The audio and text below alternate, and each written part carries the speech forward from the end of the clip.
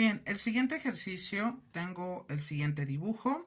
Notemos que aquí está el centro del círculo. Esta línea punteada, es decir, de FH, es algo que tenemos que notar.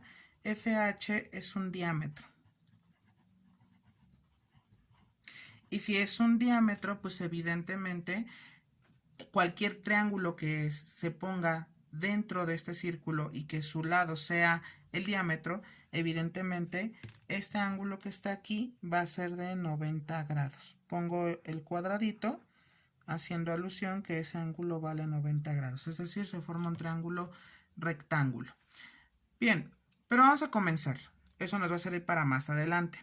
Nos está pidiendo el arco EF, es decir, este arco, y nosotros tenemos como dato el ángulo EHF, que si nos damos cuenta está formado por dos cuerdas y por tanto, y su vértice está en algún punto de la circunferencia. Esto es un ángulo inscrito.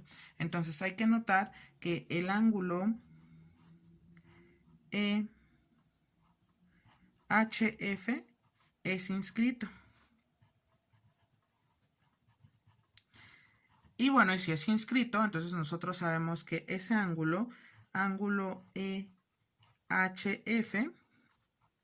se calcula mediante tomar este arco, es decir, el arco EF, y dividirlo entre 2. Pues ya tenemos para el primero la relación de este ángulo con respecto al arco. Por tanto, si yo sustituyo los datos para el inciso A, sería 15 grados es igual al arco EF sobre 2. Ahora, ¿qué le estorba al arco EF para quedarse solo? El 2 está dividiendo, pasa multiplicando. Por tanto, yo sé que el arco EF es igual a 2 por 15 grados, de donde el arco EF es igual a 30 grados. Y con eso hemos obtenido el inciso A. Para el inciso B, fíjense bien, nos está pidiendo el ángulo EFH. EFH.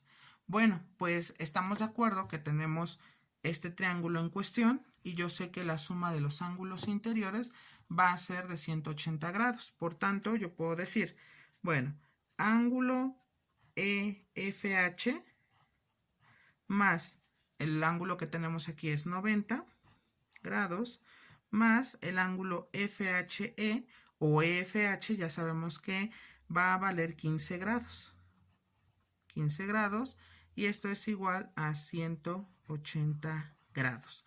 Por tanto, si yo sumo primeramente, ángulo EFH más, si sumo 90 más 15, nos va a quedar 105 grados, es igual a 180 grados. Por tanto, al ángulo EFH le estorba el 105. Está sumando, tendría que pasar restando. Entonces, ángulo EFH es igual a 180 grados menos 105 grados. Y entonces nos va a quedar que ángulo EFH es igual, me va a quedar 5, me queda 7, es decir, 75 grados. Es el valor del ángulo EFH. Ya lo tenemos aquí.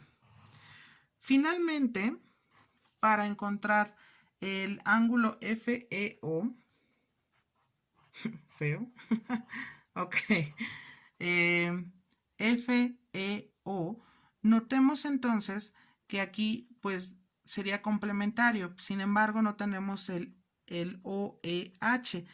Pero, ¿qué podemos hacer aquí? Bueno, podemos partir del hecho de que esta línea punteada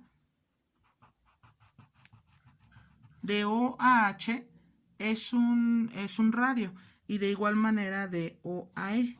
Es decir, estamos formando el triángulo HOE, sería un triángulo isósceles. ¿Por qué? Porque tiene dos lados iguales. Por tanto, entonces yo puedo afirmar que este ángulo de aquí sería de 15 grados. ¿Por qué? Porque al tener dos lados iguales, tiene dos ángulos iguales que lo están formando la base. Entonces, para encontrar el ángulo FEO, el que es feo, tendríamos que tomar que son complementarios. ¿Y de complementario a quién? A 15 grados. Entonces, ángulo FEO más 15 es igual a 90 grados. Pero es justamente porque está formado aquí por dos radios. Entonces, ese es, por ello es que sabemos calcular la medida de este ángulo. Ahora bien, al ángulo FEO le estorba el 15, está sumando, pasa restando. Ángulo FEO